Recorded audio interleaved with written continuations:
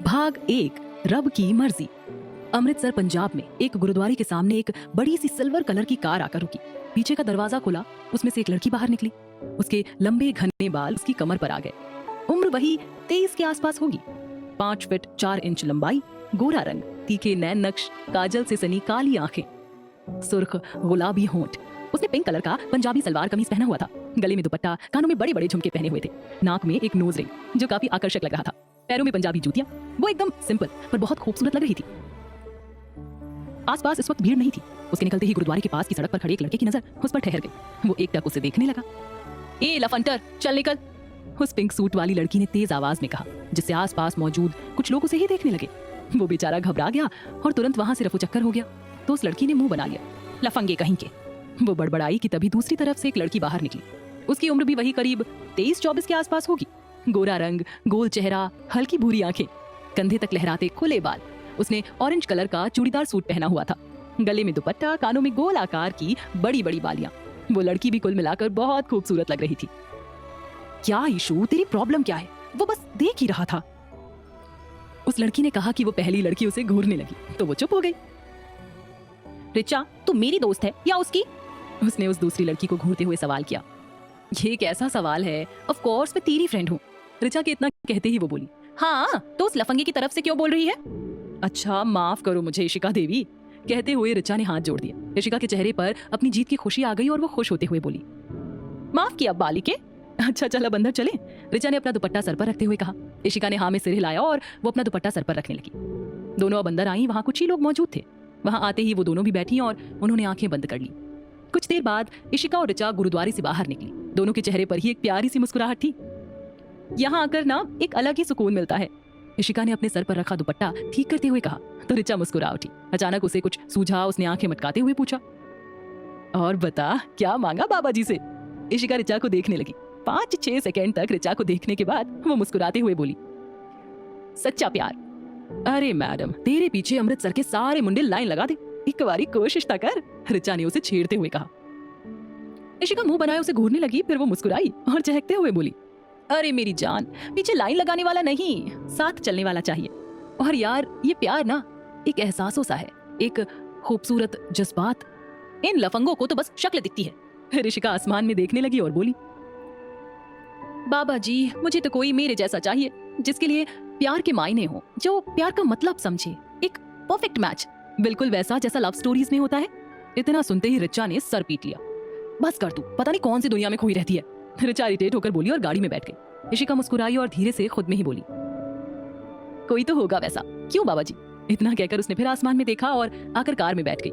Richa driver seat पर बैठी हुई थी और इशिका उसके पास वाली सीट पर बैठ गई। रिचा ने गाड़ी आगे बढ़ाई तो इशिका उसे देखकर बोली, अच्छा चल तू बता, तूने क्या मांगा? रिचा ने उसे देखा और उसे चिढ़ाते हुए बोली, मैडम मैं ना आपकी तरह ख्वाबों में नहीं जीती। वो जो लव स्टोरीज में परफेक्ट मैच होते हैं ना, वो भी एक इमेजिनेशन ही होती है। रिचा की बातें सुनकर इशिका के चेहरे पर चिढ़न भरे भाव साफ नजर आने लगे। वो उसे देखते हुए चिढ़कर बोली, ओए चुप कर तू, बड़ी आई इमेजिनेशन वाली। रिचा ने नाराजगी से इशिका की तरफ देखा तो इशिका बात संभालते हुए बोली, अरे जाना, तू खुद सोचना कितना स्पेशल फील होता होगा ना, जब कोई हमें खुद से पहले रखे, हमें किसी भी दर्द में ना देख सके, जब कोई हमारे लिए खुद को बदल दे, जब कोई हमारी रूह से, आत्मा से प्यार करे। इशिका बोलती जा रही थी, तभी उसे चुप कराते हुए रिचा बोली, बस कर मैडम, समझ गई मैं। और ये ना इतनी लव स्टोरी पढ़ने का नतीजा है और कुछ नहीं। ये रूह और आत्मा से प्यार करने वाले ना सिर्फ फिल्मों में और कहानियों में ही होते हैं, हकीकत में कोई नहीं होता ऐसा कुड़िए। रिचा की बात सुनकर इशिका मायूस हो गई। उसका मुंह उतर गया। उसने नौटंकी करते हुए कहा, ए बेरहम जमाने, जरा रहम कर, झूठी तसल्ली से खुश हूँ, तू सच्चाई बताकर मुझे दुखी मत कर। उसकी नौटंकी देखकर रिचा हंस पड़ी। उसने हंसते हुए कहा, अच्छा बाबा तू अपनी ख्याली दुनिया में ही खुश रह। इतना कहकर रिचा ने गाड़ी रोकी तो इशिका के चेहरे पर खुशी भरे भाव आ गए। थैंक यू जाना, इशिका चहकती हुई बोली। रिचा मुस्कुराई और बोली, मैं घर जाती हूँ पर याद रखना कल हमें चंडीगढ़ जाना है। हाँ याद है, और तू जा वरना बीजी ने घर सर पर उठा लेना है, इशिका हंसते हुए बोली। रिचा को भी हंसी आ गई। वो गाड़ी से बाहर निकली। इशिका आकर ड्राइवर सीट पर बैठी। उसने गाड़ी आगे बढ़ा दी और सोचने लगी, बाबा जी क्या सच में वैसा प्यार नहीं होता? पर क्यों? मुझे मेरी जिंदगी में एक ऐसा ही हमसफर चाहिए जो मुझसे प्यार करे, मुझे समझे, परफेक्ट ना हो पर मेरे लिए बेस्ट हो। खैर होना तो वही है जो रब की मर्जी होगी। वहीं दूसरी तरफ पुणे में एक बड़ी सी आलीशान हवेली के बाहर बहुत बड़ा गार्डन था। अंदर भी सारा आलीशान सामान, सब कुछ एकदम परफेक्ट था। जिसे देखने से ही लग रहा था वहां हॉल में रखा एक एक सामान बहुत कीमती था। बाएं साइड से सीढ़ियां थी जहां से ऊपर जाने का रास्ता था। ऊपर भी बहुत सारे कमरे थे। नीचे दाईं साइड किचन था। उसमें आगे चलकर कुछ खाली जगह थी जिससे आगे एक माता रानी का मंदिर बना हुआ था। मंदिर में एक बुजुर्ग महिला बैठी हुई थी जिसने बादामी रंग की बनारसी साड़ी पहनी हुई थी। उम्र वही करीब 65-70 के आसपास होगी। उनके चेहरे पर निराशा भरे भाव थे। दादी माँ, किसी की आवाज आई जिसे सुनकर वो खुश हो गई। आहान, वो खुद में ही बोली, फिर उठकर पलटी। सामने एक लड़का खड़ा था। 5 फुट 9 इंच लंबाई, गोरा रंग, गहरी काली आंखें जिनमें एक खालीपन था। चेहरे पर दाढ़ी मूछें काफी थी जिससे उसके चेहरे पर आते जाते भाव काफी हद तक छुप रहे थे। उसने ब्लू शर्ट और ब्राउन 2 पीस सूट पहना था। पैरों में चमचमाते काले जूते। दादी उठकर बाहर आई। आहान वहीं खड़ा था। उसने झुककर उनके पैर छुए तो उन्होंने बहुत प्यार से उसके सर पर हाथ रखा। हमेशा खुश रहिए। दादी के इतना कहते ही आहान के चेहरे पर डार्कनेस आ गई। वो खड़ा हुआ। तभी आहान की माँ गायत्री जी वहां आई। गोरा रंग, अच्छी ब्रांडेड साड़ी और ज्वेलरी उन्होंने पहन रखी थी। उन्हें देखते ही लग रहा था कि वो किसी बड़े घराने की बहू हो, पर उनके चेहरे पर भी एक दुखी भाव था। आहान को देखते ही गायत्री जी ने कहा, बेटा कहाँ जा रहा है? नाश्ता कर लिए? माँ, मैं चंडीगढ़ जा रहा हूँ, मीटिंग है, कल तक आ जाऊंगा। आहान ने बिना किसी भाव के कहा। बेटे 27 के हो गए हो आप, शादी का क्या ख्याल है? दादी ने अचानक से कहा। गायत्री जी और दादी दोनों ही आहान को बहुत गौर से देखने लगी। आहान के चेहरे पर ब्लैंक एक्सप्रेशंस थे। वो वैसे ही बोला, दादी माँ प्लीज। गायत्री जी ने धीरे से कहा, आहान, होता तो वही है जो रब की मर्जी हो, भूल जा वो सब। आहान के चेहरे पर हल्की मुस्कुराहट आ गई। वो वैसे ही मुस्कुराता हुआ बोला, भूल गया माँ, रब की मर्जी से कुछ नहीं होता इस घर में। इस घर में वही होता है जो मिस्टर मेहरा चाहते हैं। तो प्लीज एटलीस्ट भगवान को दोष तो मत दीजिए। गायत्री और दादी के चेहरे पर फिर एक गहरी उदासी आ गई। आहान ने खुद को शांत करते हुए बोला, माँ, दादी माँ, मैं चलता हूँ, कह दीजिएगा मिस्टर मेहरा से चंडीगढ़ वाली मीटिंग हैंडल मैं कर लूंगा। इतना कहकर आहान वहां से चला गया। गायत्री जी ने अपनी नम आंखें साफ की और पलटकर किचन की तरफ जाने लगी। उनकी नजर सीढ़ियों के पास कॉरिडोर में खड़े राजवीर जी पर गई। उन्हें देखते ही एक बार फिर उनकी आंखें नम हो गईं, तो वहीं राजवीर जी के चेहरे पर कोई भाव नहीं थे। आखिर आहान के साथ ऐसा क्या हुआ था जिसे उसकी माँ भूल जाने के लिए कह रही थी? क्या इशिका की मुराद पूरी हो पाएगी? जानने के लिए सुनिए रब की मर्जी, सिर्फ और सिर्फ प्रतिलिपि FM पर। भाग 2। दादी के चेहरे पर अभी भी उदासी थी। उनकी नजरें जैसे ही सीढ़ियों पर खड़े राजवीर जी पर गईं, उनके चेहरे पर आई उदासी दर्द में बदल गई। वो बिना कुछ कहे वहां से वापस मंदिर की ओर आ गई। राजवीर जी शांत से खड़े थे। उनके चेहरे पर अभी भी कोई भाव नहीं था, पर उनके कानों में आहान की कई बातें गूंज रही थी। उन्हें एक नजर मंदिर पर डाली और फिर बाहर की तरफ बढ़ गए। वहीं पंजाब में इशिका ने अपनी गाड़ी रोकी और वो गाड़ी से बाहर निकली। उसकी नजरों के ठीक सामने एक बड़ा सा घर था। आसपास गार्डन जिसमें बहुत सारे फूल, पेड़ और पौधे थे। इशिका मुस्कुराती हुई खुद में ही बोली, कपूर निवास में आपका स्वागत है मिस इशिका कपूर। और वो खुद ही हंस पड़ी। तभी एक आदमी बाहर आया जिसकी उम्र करीब 40 के आसपास होगी। उसने कुर्ता पैजामा पहना हुआ था। इशिका को देखते ही वो घबराया हुआ बोला, साहब घर आ चुके हैं। इतना सुनते ही इशिका परेशान हो गई। उसने बेचारगी से आसमान में देखा और बोली, बाबा जी प्लीज बचा लो पापा जी से। इशिका घर के अंदर आई। पूरा घर काफी अच्छा और व्यवस्थित था। हॉल में एक आदमी बैठा हुआ था जिसकी उम्र करीब 50 के आसपास होगी। चेहरे पर गंभीरता, आंखों पर लगा चश्मा उन्हें और गंभीर दिखा रहा था। इशिका ने उन्हें देखा, फिर वो खुश होते हुए बोली, पापा। उसकी आवाज सुनते ही उसके पापा ने उसकी तरफ देखा। उनके चेहरे पर आई गंभीरता देखकर इशिका चुप हो गई। वो उनके पास आई। उसने मुस्कुराते हुए पूछा, तो मिस्टर अशोक कपूर, कैसी रही आपकी मीटिंग? उसकी टोन से ऐसा लग रहा था जैसे वो किसी से फॉर्मली मिल रही हो। अशोक जी ने उसकी तरफ देखा और सख्त आवाज में बोले, कहाँ गई थी आप? उनकी सख्त आवाज सुनते ही इशिका ने नजरें झुका ली। वो अटकते हुए बोली, वो पापा, वो मैं। इशिका को अटकता देखकर अशोक जी हाथ बांधे उसे घूरने लगे। ये देखकर इशिका ने मुंह बना लिया और बोली, पापा मैं तो बस गुरुद्वारे गई थी रिचा के साथ। अच्छा, और ड्राइवर? अशोक जी के इतना कहते ही इशिका ने दांतों तले जीभ दबा ली। पापा, ड्राइवर अंकल को बहुत सारे काम थे। उनको अपने घर के लिए राशन लेना था, सब्जियां लेनी थी और उनकी बेटी की तबीयत खराब थी, तो इसलिए मैंने उन्हें घर भेज दिया। इशिका ने बड़ी ही मासूमियत से कहा। उसकी बात सुनकर अशोक जी के सख्त चेहरे पर मुस्कान आ गई। ईशु बच्चा बात घुमा रही है, ऑफिस से क्यों आई इतनी जल्दी? अशोक जी ने मुस्कुराते हुए पूछा। इशिका उनके पास आई और मासूम सी शक्ल बनाते हुए बोली, पापा आपको अपनी इस मासूम सी बेटी पर दया नहीं आती क्या? बिल्कुल नहीं। इतना सुनकर इशिका ने मुंह बना लिया। अशोक जी मन ही मन उसकी हरकत देखकर हंस रहे थे। वो मुस्कुराते हुए बोले, कल आप चंडीगढ़ जाने वाली थी जिस पार्टी की मैनेजमेंट के लिए, उसके लिए आज ही निकल जाइए। हाँ? इशिका के मुंह से निकला। अशोक जी ने उसे आंखें दिखाई तो उसने खुद को संभाल लिया। पार्टी कल है, आप और रिचा आज ही होटल रेड फॉक्स पहुंचिए। कल की ये पार्टी हमारी कंस्ट्रक्शन बिजनेस के न्यू क्लाइंट की है, तो कोई मिस्टेक नहीं होनी चाहिए। अशोक जी ने शांत लहजे में कहा और वहां से निकल लिए। ऋषिका मुंह बनाए हुए उन्हें जाते हुए देखती रही, फिर खुद में ही बुदबुदाई, event management company, construction company, हाँ बाबा जी इतना कोई काम करता है क्या? मेरे पापा भी ना। ऋषिका खुद में बड़बड़ाई जा रही थी कि तभी उसे ध्यान आया उसे जाना भी होगा। उसने अपना फोन निकाला और ऋचा को कॉल किया। हाँ ऋचा, चल आज ही जाना है वरना तेरे बॉस और मेरे पापा के अंदर का वो बॉस ही भूत जाग जाएगा। फिर हम गए। ऋषिका मुंह बनाए हुए बोल रही थी। उसकी बातें सुनकर दूसरी ओर से ऋचा खिलखिलाकर हंस पड़ी। ओ मैडम, गुस्सा ना दिला, जोक नहीं मारा मैंने कोई। ऋषिका चिढ़ते हुए बोली। ऋचा अपनी हंसी कंट्रोल करते हुए बोली, अंकल ऑलरेडी बता चुके हैं मुझे, मैं तेरे घर आ ही रही हूँ, आ जल्दी। ऋषिका ने इतना कहकर कॉल कट कर दिया।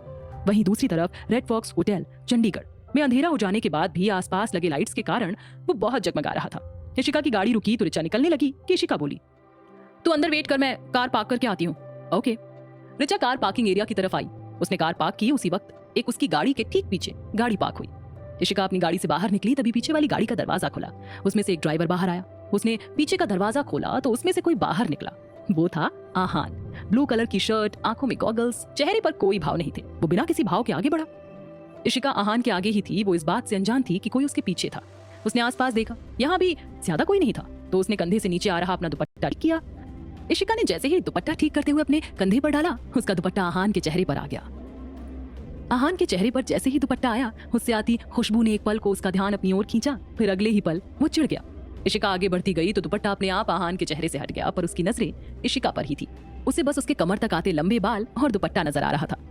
वो उसे जाते हुए देखता रहा, पर फिर उसे एहसास हुआ कि अभी अभी क्या हुआ, क्या ये वो होगी? आहान बोला, पर फिर उसके मन से आवाज आई, नहीं, हर दुपट्टे वाली लड़की वो नहीं होती जिसकी मुझे तलाश है। आहान बिना किसी भाव के होटल की तरफ बढ़ने लगा। ऋषिका होटल के पास आई। उसने देखा ऋचा वहीं उसका वेट कर रही थी। वो उसके पास आई, दोनों अंदर आई। रिसेप्शन पर आकर ऋषिका बोली, हमारी बुकिंग होगी ऋषिका कपूर और ऋचा मेहता के नाम से। रिसेप्शनिस्ट ने लैपटॉप पर कुछ चेक किया और बोली, यस मैम। उसने उनकी आईडी देखी और बोली, room number 195। Thank you, Richa और ऋषिका ने कहा। वो दोनों वहां से आगे बढ़ी तभी आहान अंदर आया। वो रिसेप्शन पर आया, लेकिन जब उसने वही दुपट्टा देखा तो वो एकटक जाती हुई ऋषिका की ओर देखने लगा। वहीं वो रिसेप्शनिस्ट एकटक आहान को देख रही थी। उसकी पर्सनैलिटी ही ऐसी थी। आहान की आंखों से जैसे ही ऋषिका ओझल हुई, उसने रिसेप्शनिस्ट की तरफ देखा जो उसे ही देख रही थी। एक्सक्यूज मी, आहान ने अपनी शांत सी आवाज में कहा। उसकी आवाज सुनते ही रिसेप्शनिस्ट झेप गई। आहान ने अपनी आईडी दिखाते हुए कहा, आहान मेहरा, बुकिंग हो चुकी थी, प्लीज चेक। रिसेप्शनिस्ट ने जल्दी से चेक किया और मुस्कुराते हुए बोली, सर रूम नंबर 255। आहान बिना कुछ कहे वहां से चला गया और वो रिसेप्शनिस्ट उसे जाते हुए देखती रही। ऋषिका और ऋचा दोनों अपने रूम में आई। ये रूम काफी अच्छा था। कमरे में आते ही ऋचा आकर बेड पर गिर गई और बोली, यार ईशु, बहुत भूख लगी है। भूख तो मुझे भी बहुत लगी है, रुक ऑर्डर करती हूँ, ऋषिका ने कहा और वहां रखे टेलीकॉम से उसने कॉल करके खाना ऑर्डर किया। आहान अपने रूम में अंदर आया। आते ही उसने दरवाजा बंद कर दिया। एक बार फिर उसके दिमाग में वो दुपट्टा घूमने लगा। उसने आंखें बंद कर ली तभी एक धुंधली छवि उसे दिखने लगी। एक दुपट्टा लहराते हुए आहान के चेहरे पर रहा था कि तभी आहान ने झट से अपनी आंखें खोल ली। नहीं, वो वापस नहीं आ सकती है, आहान खुद में ही बोला। आहान को ऋषिका का दुपट्टा आखिर किसकी याद दिला रहा था? क्या वो पहले से ऋषिका को जानता था? जानने के लिए सुनिए रब की मर्जी, सिर्फ और सिर्फ प्रतिलिपि FM पर। भाग 3। आहान को जैसे जैसे वो दुपट्टा याद आ रहा था, वैसे वैसे उसके चेहरे पर परेशानी बढ़ती जा रही थी। उसने एक लंबी सांस ली और बोला, तुम वो नहीं हो, कहाँ हो तुम? उसने अपना ब्लेजर निकालकर टाई लूज की और लंबी सांसें लेने लगा। ऋषिका और ऋचा ने डिनर किया। डिनर करने के बाद ऋचा मुस्कुराते हुए बोली, अब बता, कल की पार्टी के लिए कैसी डेकोरेशन होगी? ऋषिका मुस्कुराई और चहकते हुए बोली, अरे जाना, तू देख तो ऋषिका कपूर क्या क्या करती है। ऋचा ने आईब्रो चढ़ाते हुए ऋषिका को घूरा। वो समझ गई ऋषिका सब सोच चुकी थी। यार ईशु बता ना, ऋचा उसकी ओर देखकर गिड़गिड़ाते हुए बोली। ऋषिका मुस्कुराते हुए कमरे में टहलते हुए बोलने लगी, देख एनिवर्सरी है, मतलब बात प्यार की हुई तो रेड थीम होगी। Red balloons, roses, red and white curtain, सब बहुत रोमांटिक और ब्यूटीफुल होगा। ऋषिका के चेहरे पर एक बहुत ही प्यारी सी मुस्कुराहट थी। ऋचा बहुत ही गौर से उसे देख रही थी। उसकी बातें सुनकर ऋचा अब हंस पड़ी। वाह कुड़िए, इतनी रोमांटिक बातें, हाय मैं वारी जावा। ऋचा हंसते हुए बोली। उसकी बातें सुनकर ऋषिका ने मुंह बनाते हुए कहा, रोमांटिक बातें सुनकर लोग ब्लश करते हैं, स्माइल करते हैं, पर एक तू है मरने की बातें, पागल। ऋषिका की बात सुनते ही ऋचा हंस पड़ी। ऋषिका को खुद भी बहुत तेज हंसी आ गई। बातें बहुत हुई, तू सो, मैं बस थोड़ी देर में आती हूँ, ऋषिका ने कहा। ऋचा ने उसे देखा और वो बेड पर पसरते हुए बोली, हाँ तुझे तो नींद आएगी नहीं जब तक तू थोड़ी देर टहल ना ले। ऋषिका मुस्कुराते हुए बाहर निकल गई। उसने अपना दुपट्टा सही किया और नीचे आने लगी। आहान अभी भी अपने कमरे में शांत सा बैठा हुआ था। तभी उसका फोन बजा। उसने फोन देखा, स्क्रीन पर अमन नाम फ्लैश हो रहा था। उसने कॉल रिसीव किया। हाँ बोलो अमन। आहान ने बिना किसी भाव के कहा। उसका फेस एकदम एक्सप्रेशनलेस था। सर, कल आपसे मिलने वाले क्लाइंट रेड फॉक्स होटल ही पहुंचेंगे, मैंने सारी अरेंजमेंट्स करवा दी है। दूसरी ओर से अमन ने फॉर्मली कहा। उसकी बात सुनकर आहान ने बस ठीक है कहकर कॉल कट कर दिया। इशिका नीचे आकर होटल के गार्डन एरिया में टहलने लगी। उसकी नजरें आसमान में चमकते तारों पर थी। एक दर्द इस वक्त उसकी आंखों में साफ झलक रहा था। मम्मा, आई मिस यू, इशिका आसमान में चमकते तारों को देखती हुई बोली।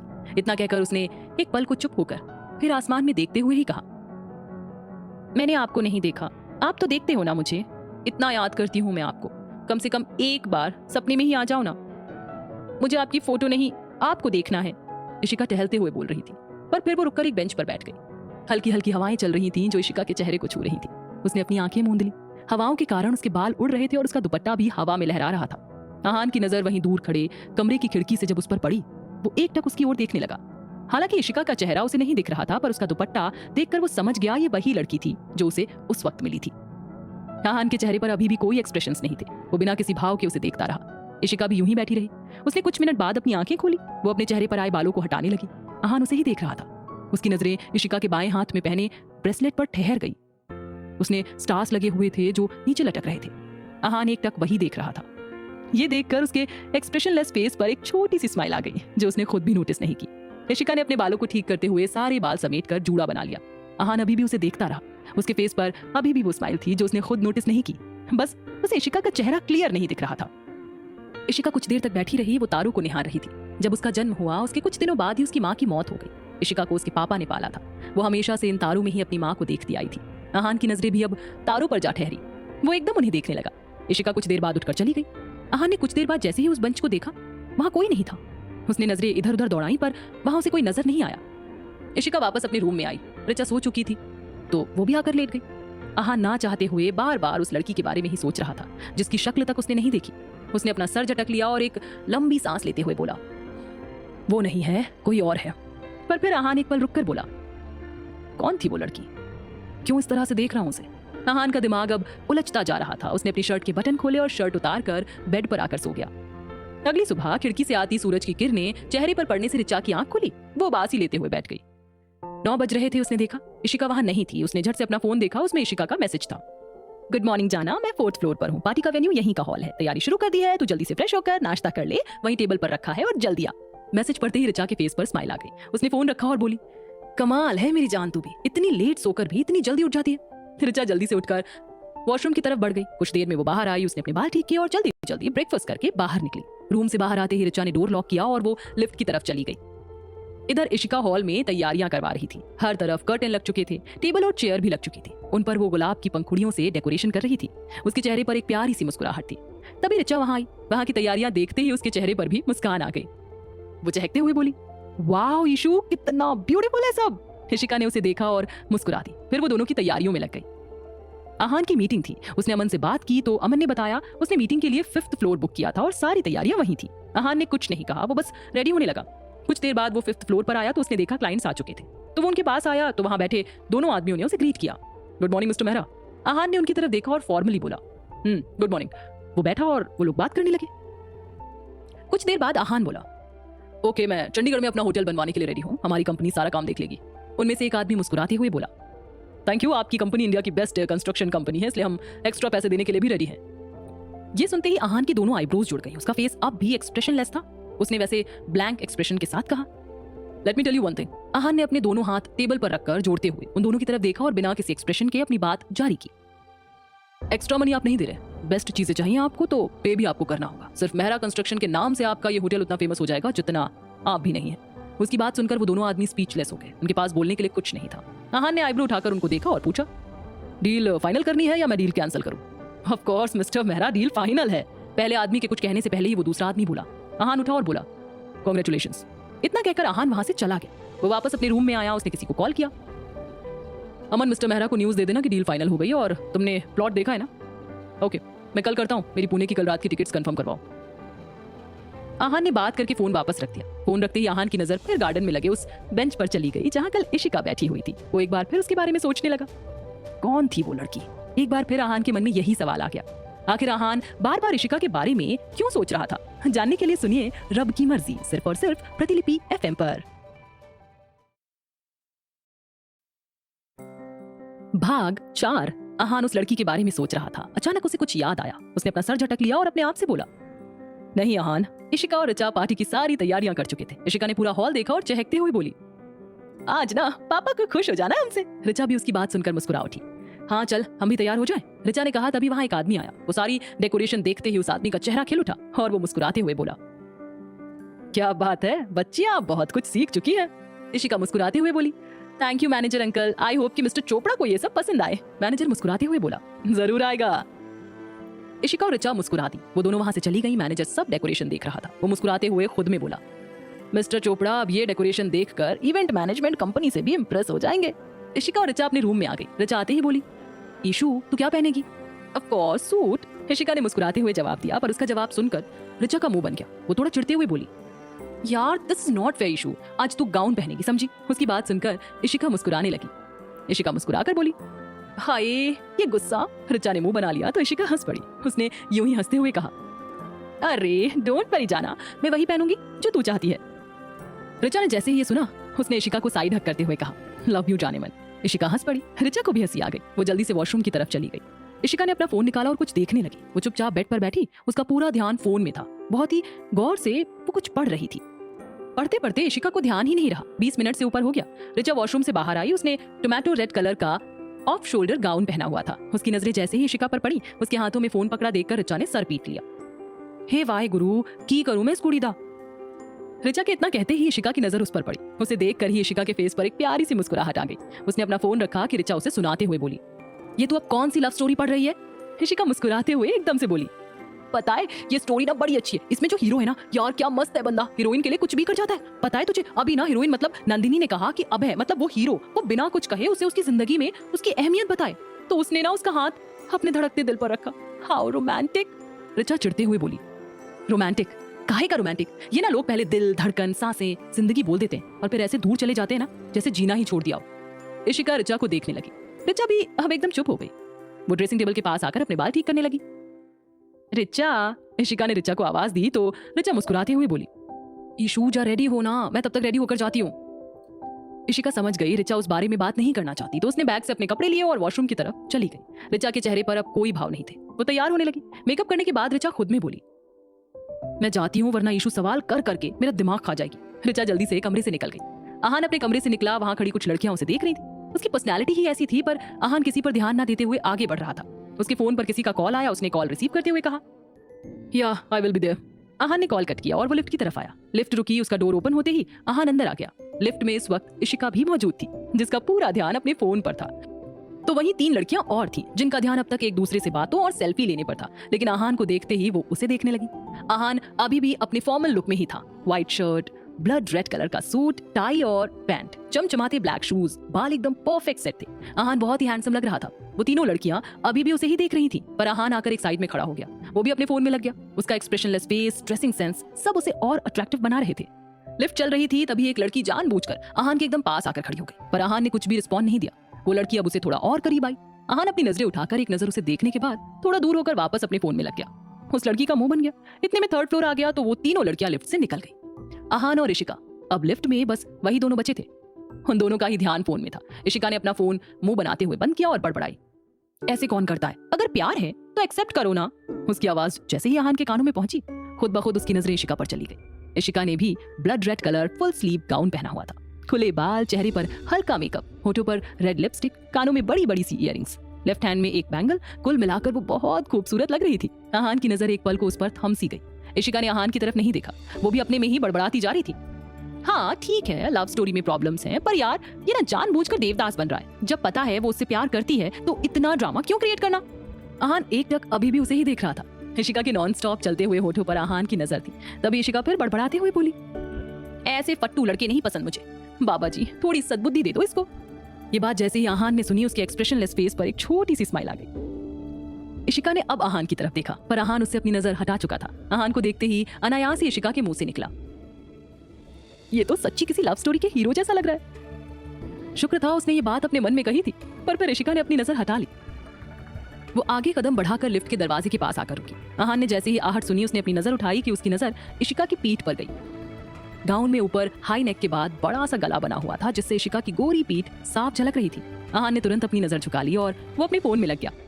इशिका अभी डोर के पास खड़ी थी। उसने अपने बालों को ठीक किया, उसका हाथ पीछे गाउन के हाई नेक गले में उलझा। वो अपना हाथ हटाने लगी कि पीछे लगा हुक खुल गया, जिससे इशिका के चेहरे पर अनकंफर्टेबल एक्सप्रेशंस आ गए। वो परेशान हो गई। आहान का ध्यान अभी भी अपने फोन में लगा हुआ था। हो गया स्यापा, इशिका मन ही मन में बड़बड़ाई कि तभी लाइट्स कट गई। पूरे लिफ्ट में अंधेरा हो गया। इशिका अपने गाउन का हुक लगाने की कोशिश करने लगी तो वहीं इतना अंधेरा देखकर आहान ने अपने फोन की फ्लैशलाइट ऑन की। हल्की रोशनी में जैसे ही आहान ने देखा इशिका की गाउन का हुक लगाने की वो कोशिश कर रही थी, उसे अजीब लगा। वहीं इशिका झट से पलट गई, पर तब तक आहान ने फ्लैशलाइट ऑफ कर दी। उसने अपनी नजर अपने फोन में गड़ा ली। दोनों एक वियर्ड सिचुएशन में थे। इशिका अब भी हुक लगाने की कोशिश कर रही थी। अंधेरे में उसे कुछ दिख नहीं रहा था, जिससे उसे परेशानी हो रही थी। वो अब चिढ़ती जा रही थी। बाबा जी प्लीज हेल्प, इशिका धीरे से बड़बड़ाई, पर आहान ने ये सब सुन लिया। इशिका ने एकदम से कहा, हे यू मिस्टर स्ट्रेंजर। आहान ने जैसे ही ये सुना उसकी दोनों आईब्रोज जुड़ गए। वो अंधेरे में ही इशिका की तरफ देखने लगा तो फिर इशिका धीरे से बोली, can you help me please. Aahan बिना कुछ कहे उसकी तरफ देखता रहा। हालांकि अंधेरे में उसे इशिका का चेहरा साफ तो नहीं दिख रहा था। इशिका ने आहान की चुप्पी को ना समझ लिया और उसकी हरकत पर वो चिढ़ते हुए खुद में ही बोली, अजीब बंदा है, इतना ज्यादा एटीट्यूड। वो तो अभी प्रॉब्लम है, वरना इशिका कपूर के पास भी एटीट्यूड कम नहीं है। इशिका अपने आप में ही बड़बड़ाई। उसे आहान के कदम अपने पास आते हुए महसूस हुए। अचानक उसे अपने चेहरे पर उसकी गर्म सांसें महसूस होने लगी, जिससे इशिका घबराने लगी। वो घबराते हुए अटक अटक कर बोली, देखो ज्यादा अपने आप को देखो, तुम जो भी हो मिस्टर स्ट्रेंजर, तुम में बिल्कुल मैनर नहीं है ऐसे किसी के। कि तभी अंधेरे में ही आहान ने इशिका के मुंह पर हाथ रख दिया, जिससे उसका बोलना बंद हो गया। उसे आहान की सांसें अब भी अपने चेहरे पर महसूस हो रही थी। आहान उसके इतना करीब था, वो भी इतने अंधेरे में। न जाने वो क्या करेगा, ये सोचकर ही इशिका घबरा रही थी। आखिर आहान इशिका के साथ क्या करने वाला था? क्या इशिका की मुराद पूरी हो पाएगी? जानने के लिए सुनिए रब की मर्जी सिर्फ और सिर्फ प्रतिलिपि FM पर। भाग 5। आहान का हाथ इशिका के मुंह पर था। उसकी गर्म सांसें इशिका अपने चेहरे पर महसूस कर पा रही थी। आहान को अपने इतने करीब देखकर वो घबरा रही थी। उसे डर लग रहा था कि न जाने आहान क्या करेगा। आहान बिना किसी एक्सप्रेशन के बोला, ओ गॉड, कितना बोलती हो तुम। इतना सुनते ही इशिका की आंखें फैल गई। वो हैरानी से आहान को देखने लगी।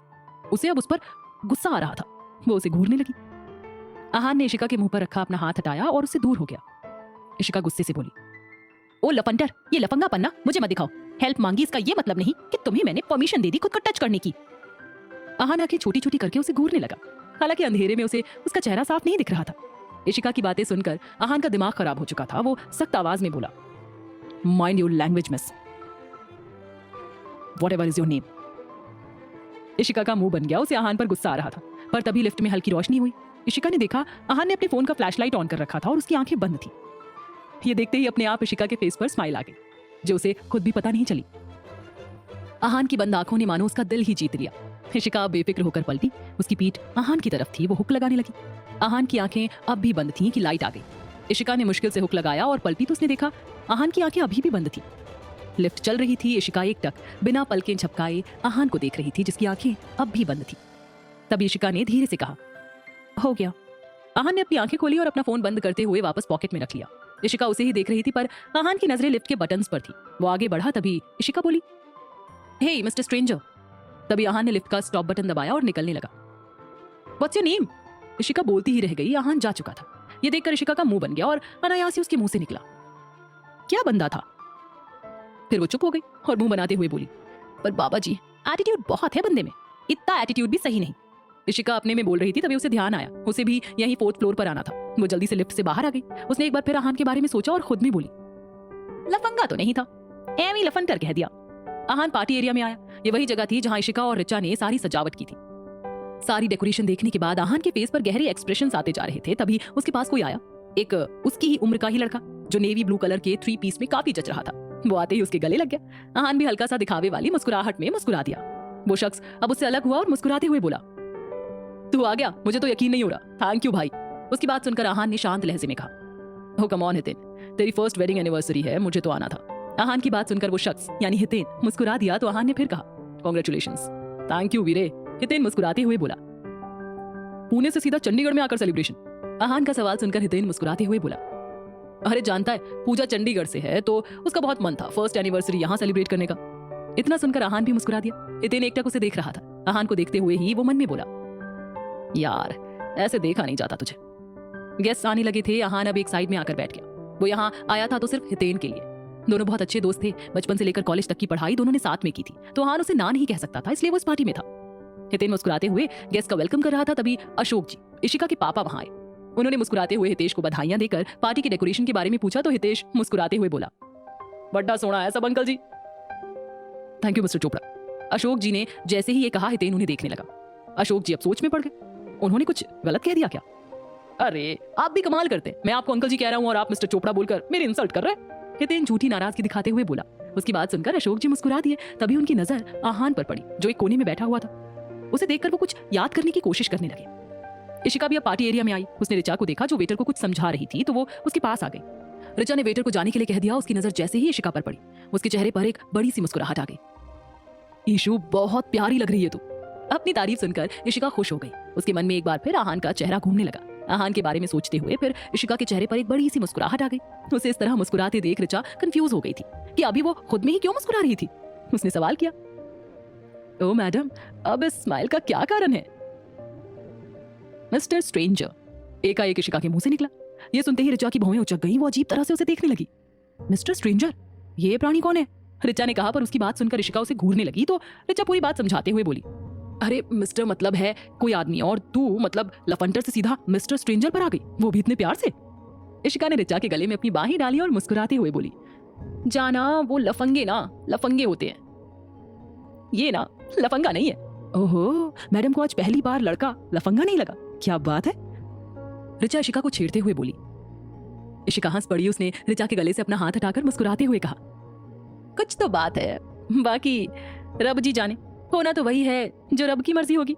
रिचा ने अपना सर पकड़ लिया और मुंह बनाते हुए बोली, तू और तेरी अजीब बातें। कुड़िए, इतना दिमाग ना लगा इस मोहब्बत के पीछे। दिमाग नहीं, मोहब्बत के पीछे तो दिल लगता है जाना। इशिका मुस्कुराते हुए भी। उसकी बात सुनकर रिचा ने हाथ जोड़ लिए। बख्श दे मुझे, रिचा ने हाथ जोड़े हुए ही कहा। उसकी हरकत पर इशिका हंस पड़ी। तभी मैनेजर उनके पास आया। उसने उन दोनों को देखकर कहा, साहब आ गए हम, और मिस्टर चोपड़ा भी। रिचा एकदम से बोली, हाँ तो हम अंकल के पास जाते हैं। इशिका और रिचा अशोक जी के पास आए। अशोक जी दोनों को देखते ही मुस्कुरा दिए। वेल डन बच्चों। अपनी तारीफ सुनकर इशिका और रिचा मुस्कुरा उठी। पापा, मिस्टर चोपड़ा को हमारा काम कैसा लगा? इशिका ने अपने पापा अशोक जी से पूछा। अशोक जी कुछ कहते उससे पहले ही आवाज आई, बहुत अच्छा, आपने काम ही ऐसा किया है। सब आवाज की दिशा में देखने लगे। सामने मुस्कुराता हुआ हितेन खड़ा था। उसे देखकर इशिका उसे पहचानने की कोशिश करने लगी, पर तभी रिचा गेस करते हुए बोली, मिस्टर चोपड़ा। हितेश ने मुस्कुराते हुए हाँ में सिर हिलाते हुए कहा, या हितेन चोपड़ा। हितेन से मिलकर इशिका और रिचा को भी अच्छा लगा। वो बहुत मिलनसार इंसान था। तभी पूजा आने लगी कि सारी लाइट्स डिम हो गई और एक फ्लैश लाइट पूजा पर पड़ी। रेड कलर के डिजाइनर गाउन में वो बहुत खूबसूरत लग रही थी। सबकी नजरें उस पर ही थी। हितेन पूजा के पास आया और झुककर घुटनों पर बैठ गया। उसने एक रिंग निकालकर पूजा के फिंगर में पहनाई, जिससे पूजा के चेहरे पर मुस्कुराहट आ गई। हितेन ने धीरे से उसका हाथ चूम लिया, जिससे वो शर्मा गई। इशिका मुस्कुराते हुए बहुत ही गौर से ये सब देख रही थी, तो वहीं आहान चुपचाप बैठा हुआ था। उसके दिलो दिमाग में कुछ और ही चल रहा था। इशिका ने मुस्कुराते हुए डीजे को गाना चलाने का इशारा किया। गाने की धुन जैसे ही बजी, हितेन ने पूजा की तरफ हाथ बढ़ाकर डांस के लिए पूछा, तो पूजा ने भी मुस्कुराते हुए उसके हाथ में डाल दिया। जन्म जन्म साथ चलना यूं ही, कसम तुम्हें कसम आके मिलना यहीं। गाने की धुन पर पूजा और हितेन एक दूसरे की आंखों में देखते हुए डांस कर रहे थे। सबकी नजरें उन दोनों पर ही थी। इशिका मुस्कुराते हुए सब देख रही थी, पर आहान की नजरें बेशक उन पर थी, लेकिन उसका ध्यान कहीं और ही था। इशिका की नजरें जैसे ही एक कोने में बैठे आहान पर गईं, उसका दिल धड़क उठा। उसके चेहरे पर मुस्कुराहट आ गई। उसने आहान से नजरें हटाकर सामने देखा। पूजा हितेन की जगह वह खुद को आहान के साथ वहां इमेजिन करने लगी। आहान के दिमाग में कुछ और ही चल रहा था। इशिका खुद को और आहान को देखकर अपना सर झटककर सामने देखने लगी, तो उसे पूजा और हितेन ही दिख रहे थे। तो इशिका ने अपने सर पर हल्की सी चपट लगाई और वो खुद में ही बोली, ईशु क्या कर रही है? आहान अभी अपनी सोच में ही गुम था, पर इशिका मुस्कुराते हुए सामने देख रही थी। आहान ने अपना फोन देखा, वो उठकर वहां से चला गया। इशिका ने जैसे ही उस ओर देखा जहां आहान था, वहां कोई नहीं था। तो इशिका की नजरें आहान को तलाशने लगी। क्या इशिका को आहान पहली नजर में ही पसंद आ गया था? जानने के लिए सुनिए रब की मर्जी, सिर्फ और सिर्फ प्रतिलिपि FM पर।